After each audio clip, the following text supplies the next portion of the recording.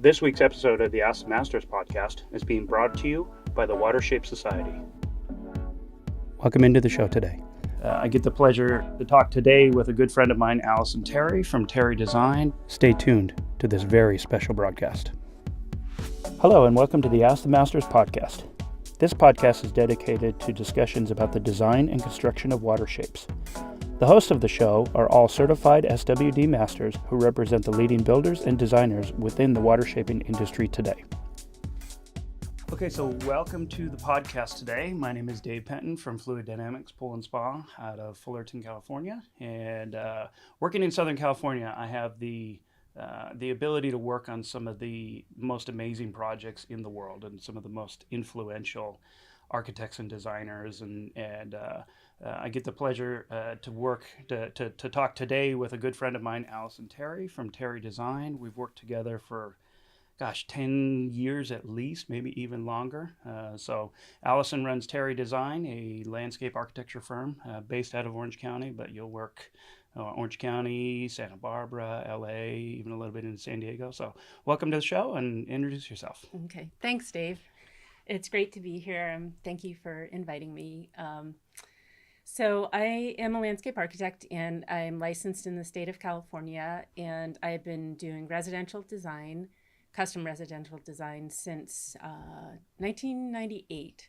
So before that, I worked for the National Park Service, and I was in their Denver Service Center in Denver, Colorado, but I rarely did work in Colorado, so I was on a plane most of the time. So I did that fresh out of graduate school. And where did you go to school? So for undergrad, I went to Smith College in Northampton, Mass. And my degree was in art history, art and architectural history. And then I worked in publishing in New York for 6 years after that, and decided that I really didn't want to live in concrete canyons for the rest of my life, and really felt that I could make more of an impact, just on my own life, and then, in the lives of other people by pursuing a degree in landscape architecture. So it was a career that I kind of had in the back of my mind for many, many years after my mother suggested in high school that I should become a landscape architect. And I said, no, I don't want to do that. Because I love science and I love art. I love plants. I love understanding people, understanding the psychology of how people live in places and what spaces mean to them. So that really was kind of landscape architecture was an encapsulation of all my different interests. So I just moved down to University of Virginia and went and got my master's there. So that was 3.5 years. Okay, and so that's a master's in landscape architecture? Mm-hmm. Yeah, an MLA. So can you explain a little bit, what's the difference? So many times I hear people talking about, the backyard and the drawings of the backyard, or the back, all of that, and they often refer to the person as a landscape architect, but that's not always necessarily the case just because a designer is drawing a backyard. So can you kind of explain a little bit of the difference Yeah, sure. So a landscape architect is somebody who has completed either a bachelor's or a master's degree and then has worked under a licensed landscape architect for a certain amount of time. So for instance, I got my MLA and then I worked under licensed landscape architects at the National Park Service. Okay. And I believe the time period is 4 years, but I'd have to double check that. So once you have met those requirements, then you're able to take the exam, the licensing exam. And so when I took the exam, I lived in Colorado, and there is no license in Colorado. Really? So it's state by state. So I actually went to Wyoming and took the exam. Okay. So once you've taken the exam, then you are officially a licensed landscape architect. And so a landscape designer, anybody could call themselves a landscape designer. It's not anything that's based on education or work experience. Okay, so but your specifically a landscape architect, does have a degree, and so you have a master's degree in landscape architecture. And I didn't realize, actually, knowing you all these years, I didn't realize you had a minor, or not even a minor, that your undergrad was in art history. Oh, yeah. That's really cool. Yeah. I can definitely see those influences. Mm-hmm. So let's talk a little bit about your time at the National Park Service, because I know you were involved with the FDR Memorial and all of that, and that's always been such a cool story, for me to know about you. So explain that. That's Okay. really cool. So this is serendipity in action.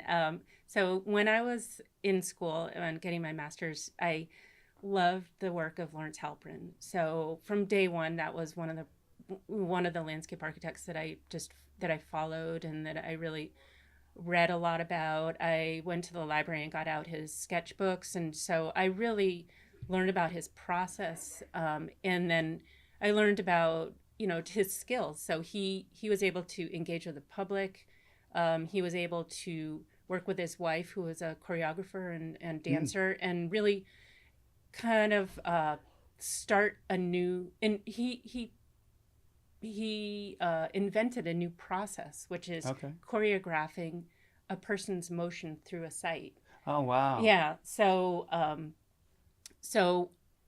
and also what I loved about him is he took the essence of nature, and for him that was boulders, trees, water, and he took it and he boiled it down to its very essence, and that's what he put in his projects. So for me, they really spoke to my heart. And so when I found out that the FDR Memorial was being built, after going through all the review that I had to go through for years and years and years, I was fascinated. And so one day I was riding up the chairlift with the head of the Eastern Construction Department, and we had a ski team for the National Park Service. So of course. I was riding up the chairlift, and I said, "Boy, I love Lawrence Halprin. I would love to work on the FDR Memorial." So he said, "Really? The person who's one of the people who's doing the construction observation there is leaving for a while, and so we need somebody to take his place." And I said, wow. "Okay, well, I'll go." So being single and this, I just moved to Washington for a year, and it was a real formative experience. And the reason it was formative was because I got to see a very, very high-end construction project from beginning to almost to the end. And I really got to become familiar with how Halprin, how he came up with a design, and just I became very familiar with the project, and also got to meet Lawrence Halprin and play pool with him and hang out. So that was great. That's awesome. And the other thing, one of the things that's unique about you is that you will actually, you're in the backyard. You're not necessarily, drawing the picture, sending it out, and sending it off. I love working with you because you're in the backyard, you're hand sketching details, we're fine tuning things. Even just last week, we were looking at a pilaster and can we shift it over a quarter of an inch this way? And so you're actually real hands on.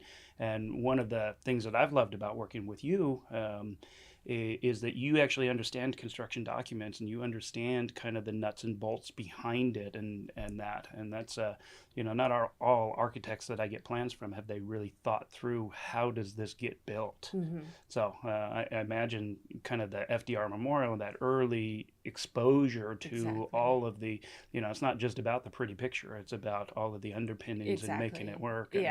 Yeah, I mean, it was a great experience, and that really did spark my interest in working in the field, because I feel like just in graduate school, I was not inclined towards it. I really didn't have the mindset, I didn't have the skills going into school to really be able to understand how things were built, and that experience at the FDR Memorial just gave me the confidence to go out and be in the field. And now it's one of my very favorite things to do. And I love working with people like you who can understand a real, quick sketch, and we can work through it and come up with the best product. So I feel like the design process for me is probably 75% in the studio, getting the design documents done to get the essence of it, but then probably the last 15 to 25% is really fine-tuned in the field. Yeah. Let's talk a little bit about, this transition that's happened with, um modeling, SketchUp, and all of that, and AutoCAD, and I mean, you're great with a pencil. We're out in the field, and you're drawing elevations and sections, and you it helps us in the field know exactly what you're trying to do.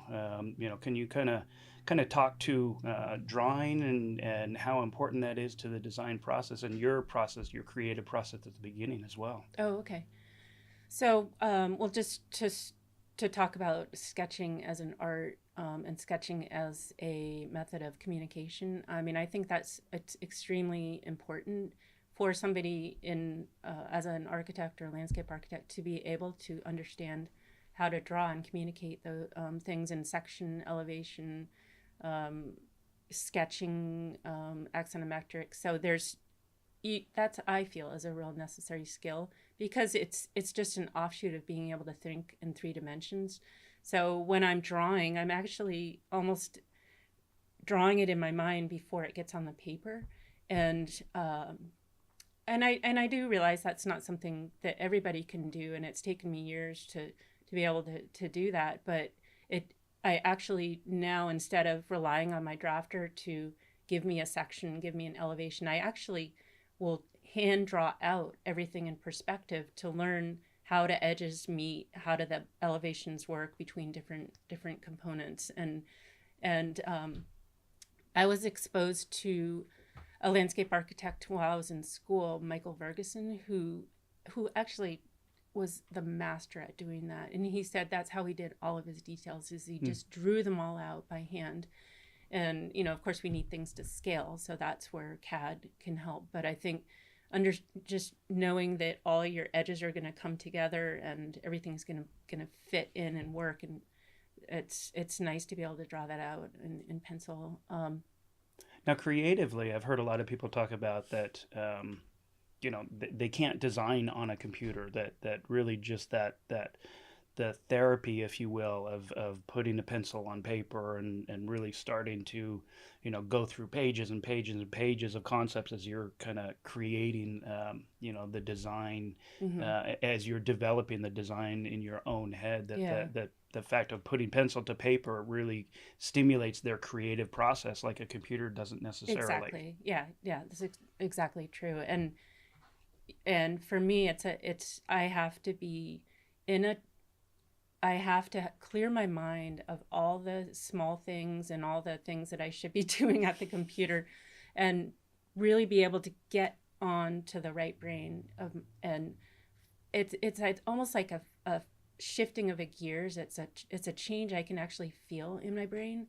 And it's similar to this experience I had horseback riding. I had a teacher a long time ago who told me to have a soft eye.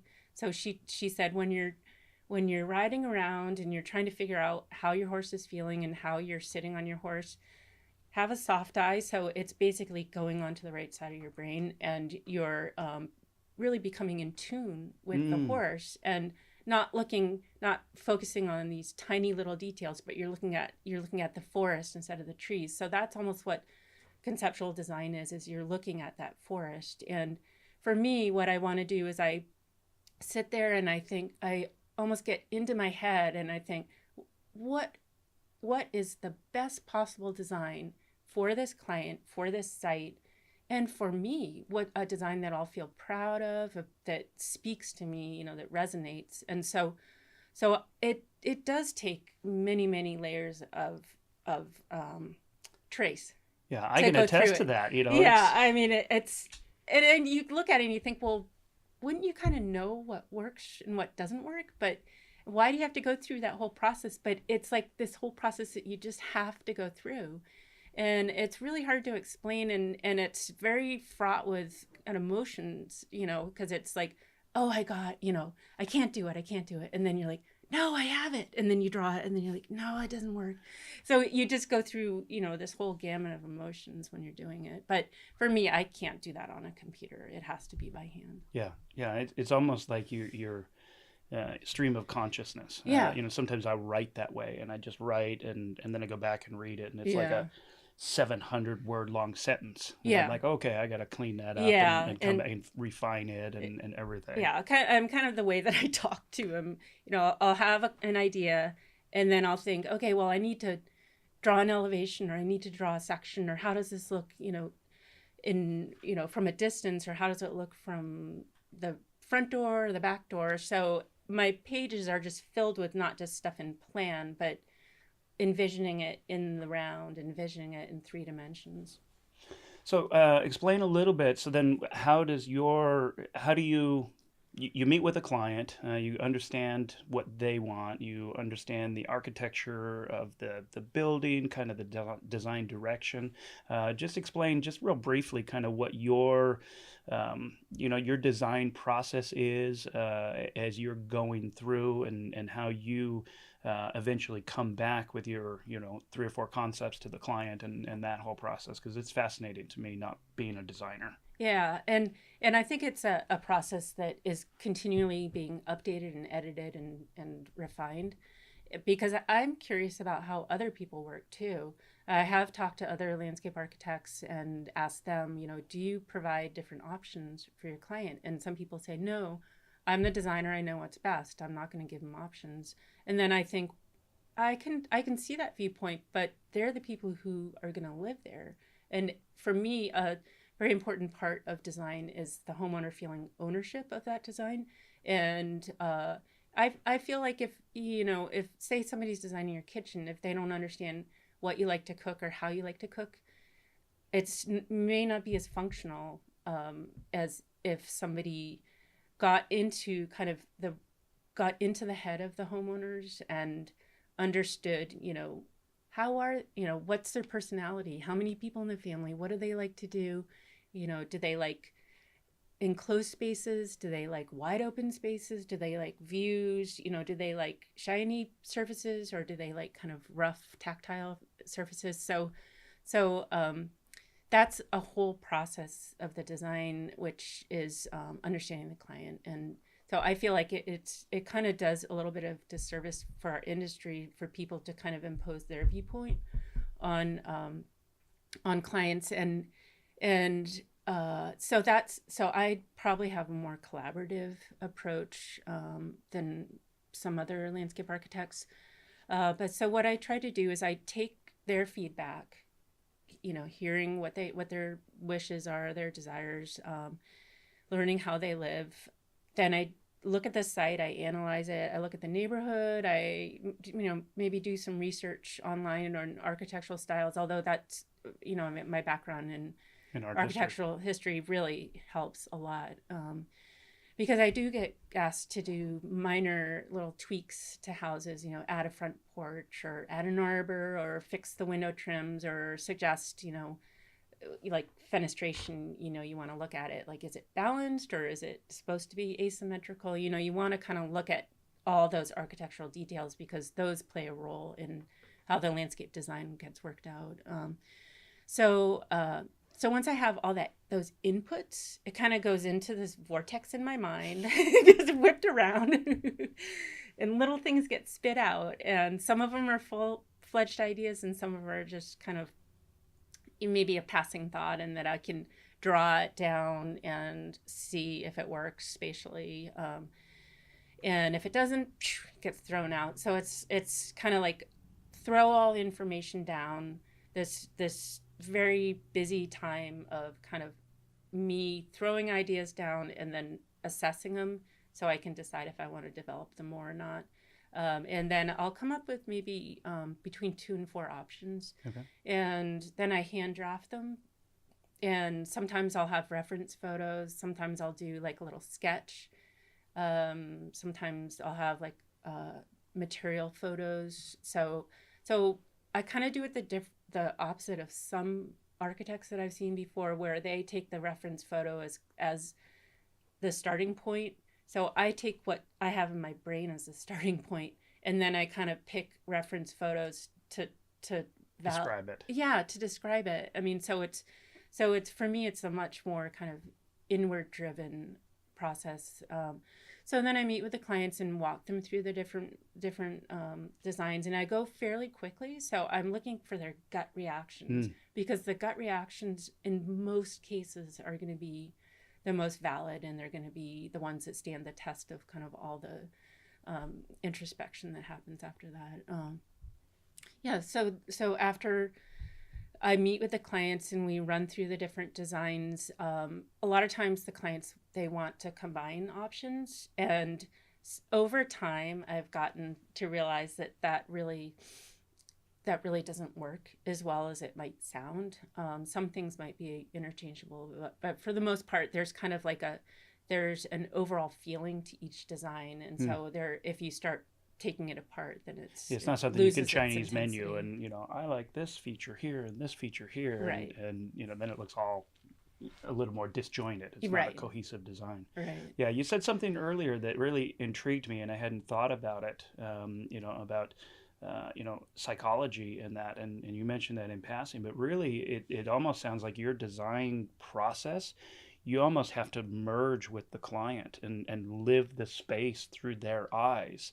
And you know, what I love about the projects that we've done with you is they're all very individual. You know, they stand on their own, and yeah, there's certain elements, but you know, sometimes with architects, you can walk into a space and say, oh, that's architect X or that's architect Y. You know, they have a very defined style. You know, and your style is really well, how would you describe it? Because I see so many different elements, and we've done contemporary, and we've done very rustic and everything. So it just seems very a lot more diverse. Well, you know, I had a discussion with Catherine Rue a long time ago about this, because she was worried that she wasn't doing contemporary design, and I thought about it, and I said, you know, good design transcends styles. It really doesn't matter what style you do. Are you creating a space that works for people? Is it human sized? Is it working well with the different aspects of the site? You know, like, there's a tree casting shade? Is that where you want to put your pool? No. So I think it's what I try to do is have a good design that works spatially, functionally, and it creates a lasting impression for the homeowners too. You know, I think there's got to be either a feeling that resonates with the clients, whether it's a feeling of calm and retreat, whether it's a feeling of, oh, there's a brightly colored feature out in the distance, I want to go explore it. You know, it's got to be something that really works for the client. Sure. Let's talk about different. One of the things, you know, this is a podcast based around water, and so I'd love to get your thoughts on water as a medium. You know, so much of what I see in the pool industry and pool designers is that the pool is the element, you know, and it's a pool. It's almost like a bolt-on device, you know. It's an accessory, but you know, I love exploring a little bit more of water as a medium. You know, you've got glass, you've got stone, you've got wood, you've got metal, you've got that, and you know, the best designs utilize water for what it is. And can you kind of explain a little bit how you love to integrate water into your you know, designs and use it, the reflective or however you use it in your design process? Right. So there could be a really long answer to this, so I'll try to edit it down. So I think it is kind of pinning on these two sides of my own education and maybe my personality too. Is I look at the history of water. So I look at how was it used in the Alhambra? You know, how was it used in French gardens? How was it used in Austrian gardens? You know, so there's a huge, rich history of how water was used, and arid climates. You know, it was used for its cooling effects. But it wasn't you can't look at a rill and say, oh, that's really going to cool the area. It's the perception of cooling. So the other part of using water is the psychology of it. Mm-hmm. So water is one of the primary elements, so you've got fire, water, air, earth. And I really try to play on that in my designs. And so what I'm doing is either capitalizing on the cooling effect or capitalizing on the effect of a sheet of water being completely calm is a reflection of the sky, and it's increasing the feeling of space, almost like a mirror in a room will increase the volume of the space. Or you could look at it just practically, so you're going to have a fountain because it's going to drown out the sound of you living next to the freeway. So it's, it's little things I think that, just make a space feel better. Yeah, and one of the things that I learned from my mentor, Skip Phillips, is that water is not, the pool doesn't necessarily have to be the focal point of the property. It's definitely, there is, it should be an element that flows with everything. Mm-hmm. But to have the pool, sometimes it's the focus, and sometimes that's appropriate. But all in all, the pool doesn't always have to be the focus. And so many people in at least in the pool industry, that's where they start, and that it starts and ends, and then they just add things around it. Mm-hmm. Exactly. And yeah, because it may not work the best from a spatial organization point of view to have the pool right straight off the axis of your back door, where you might think, oh, that's the most important spot, that's where I'm going to look at it all the time. But like you said, there may be a better viewpoint if you push the spa or the pool over into the corner and you're looking at it from a long angled view, so so it depends on the site, really. And I think that's where, the reading of the site is very important, understanding the topography, and then being able to think in 3D and just figure out what works best for the site. But I think of water as kind of like this typology where you're looking at it and it's leading your eye through the site. So that's leading me back a little bit to Lawrence Halpern, where it's part of the choreography. Yeah, I interviewed Paul McLean a couple weeks ago, and he said we have a big job that we just completed with him. He's a primary architect, and he talked about just that, the psychology of the water, and how you come into the driveway in this house and you walk past a 180-foot long water wall with a very soft sound, and he said the reason he put that there was to transition you from the hustle and bustle and the chaos of LA and traffic and everything, and to calm you down as you walked past it to the front door. It's very intentional that you had to walk past this thing. You can't get into the house. It's the main entrance. So, that was really fascinating. I never really thought of water as a psychological element. So it's interesting to hear you kind of saying the same thing, to use it as a pathway. Yeah. And I read a book quite a while ago that really influenced me as well. It was written by Julie Maservi, and it talks about archetypes, and it's talking about how people are just born feeling comfortable in a certain space. So what she did in her book, and which I've incorporated into my practice, is asking people, where do they feel most comfortable? Where do they feel like, where do they go on vacation? Are they a person who likes to have their back against a wall and then be able to see out? So that would be more like a, let's see, there's peninsula, cave, mountaintop, just like vista or something. Yeah. So it's kind of like, do you want to feel like you're on the top of the mountain looking down? And that would lead me to doing a certain type of design. Or do you like feeling like you've got a completely enclosed space and you're just peeking out through one little hole? So I've noticed that, especially in my last few projects that I'm designing right now. I have one where the client wants everything to be extremely symmetrical and very orthogonal. So everything has a very kind of a strict purpose. It's very ordered, and that I think is calming for some people. You know, they feel like, okay, maybe I've got a hectic life with kids and work, and so I come back to my ordered landscape. But then there are other people who might feel like, oh, I want to let nature just kind of take its path, and I don't want to really be a human intervention in it. And so for those people, you know, a water feature or a pool or a landscape would take a very different form. Sure. Yeah, and you know, I know just enough architecture to be dangerous, and not enough to call myself even a novice. But I just recently took a Genesis architecture class, and they talked about, like Frank Lloyd Wright. You know, he's very enclosed. Once you're inside, it's all about the home and everything, but, you know, high walls and low ceilings. And that was kind of like the Frank Lloyd Wright style.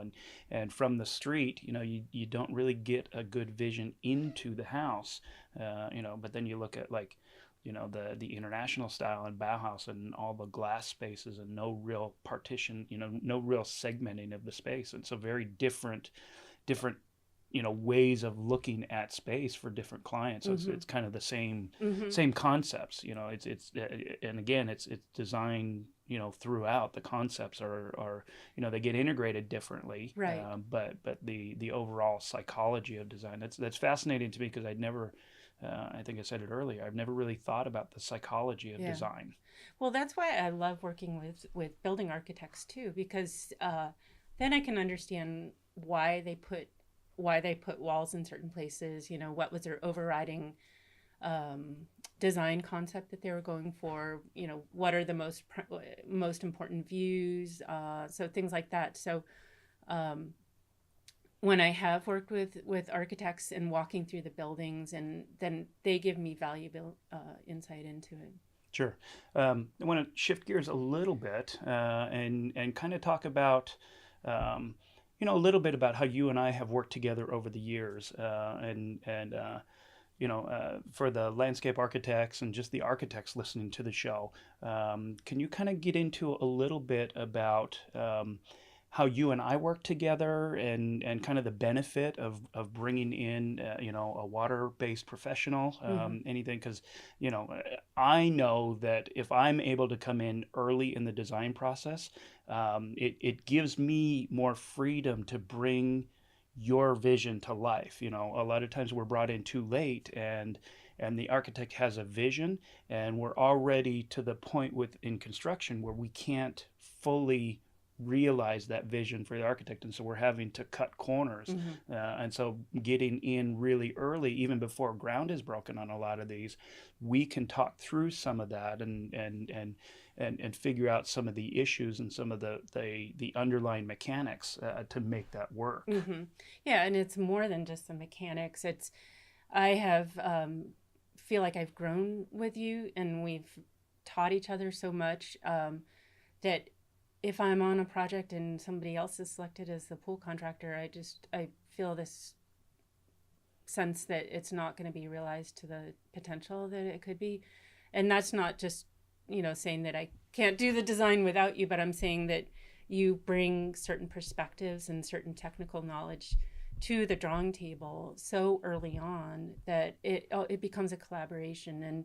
And I think a collaboration between all the trades is so important, and that's why I end up choosing or recommending the contractors for projects, because they feel like they understand my vision, they understand how I develop things, and then they want to build the best possible project for the clients. So if there's a technical detail, then I'll call you up, or you come over to my office, and we sit there and just hash it through. And that teaches me, and I think it enables you to see kind of what the vision is for the project. Yeah, and one of the things that I've loved about all of my education through Genesis and everything is that it's not just the education of how to build a pool killer and how to make sure that the rebar is right and everything. I'm not a designer. I don't I'm not creative enough to be able to put things down on paper in a cohesive way. It's just not my style. But I've learned the language of working with architects, and I've learned, the line and balance, and I've learned the terminology, and I know what it means. Going through the whole program that I did, I understand why can't I move this wall over, 3 inches? It makes construction so much better. I understand that. Hey, I need to talk to the architect about that because I don't know the overall vision, and moving that wall may just completely screw up Yeah. something from the front door that I'm not even paying attention But to. see, this is the reason that I enjoy working with you, because you have gotten educated enough to realize that there may be a potential problem with something. If one little thing is changed, then you understand that that's magnified down the road, and that it sets, perhaps the visual balance off.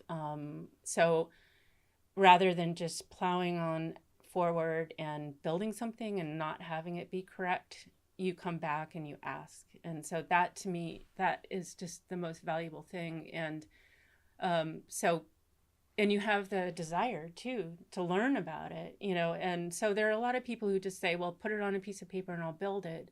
But that's not what I'm looking for as a landscape architect. I'm looking for somebody who's invested in creating the best possible project every single time, and not just saying, oh, I'm gonna get my paycheck and I'm gonna walk away. No, it's like you want to feel that that pride in that project. And you're curious too. It's like you say to me, oh, here's a new product, here's a different tile, or look at this project. And so you're constantly kind of recirculating new ideas to me. And I think that's what I really enjoy, is just from a professional point of view, we're sharing ideas and we're trying to get the best possible product.